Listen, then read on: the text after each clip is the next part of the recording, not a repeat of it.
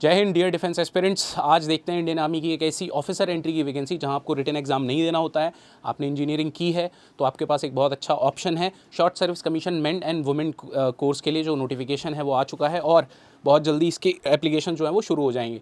तो इसके बारे में आज देखते हैं। देखिए, शॉर्ट सर्विस एंट्री ये टेक्निकल एंट्री होती है। पहले इनकी ट्रेनिंग ओटीए चेन्नई में होती थी, अब इनकी ट्रेनिंग जो है वो ओटीए गया में होगी और एज लिमिट जो है वो 20 to 27 ईयर्स है एज ऑन 1 अक्टूबर 2025।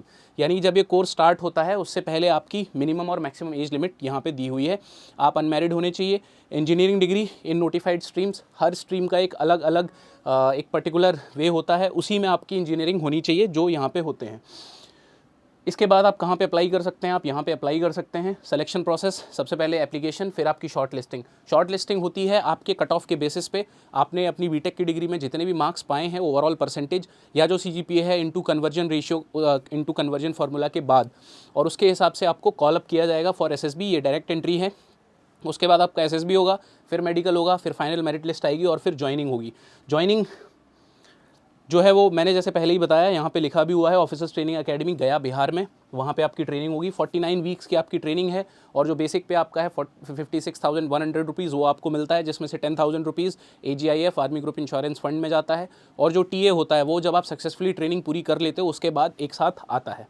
पहली रैंक जो है वो लेफ्टिनेंट की है। CTC, आप मोटिवेटेड हो तो CTC के बारे में ज़्यादा चिंता करने की ज़रूरत नहीं, फिर भी it is 17 to 18 lakh rupees. ये ऑन कमीशन है। शॉर्ट सर्विस कमीशन है, यानी कि आपके पास एक रिलीज़ का ऑप्शन होता है 10 साल सर्विस करने के बाद, 14 साल सर्विस करने के बाद, और एक रिलीज़ का ऑप्शन आपको 5 साल के बाद भी मिलता है। Minimum period of engagement 10 years होता है। Maximum period of engagement permanent commission हो सकता है जो आपकी 10th ईयर की सर्विस में आपको बता दिया जाता है, अदरवाइज इट इज़ 14 ईयर्स। ये देखिए, और ये ऑप्शन यहाँ पे है।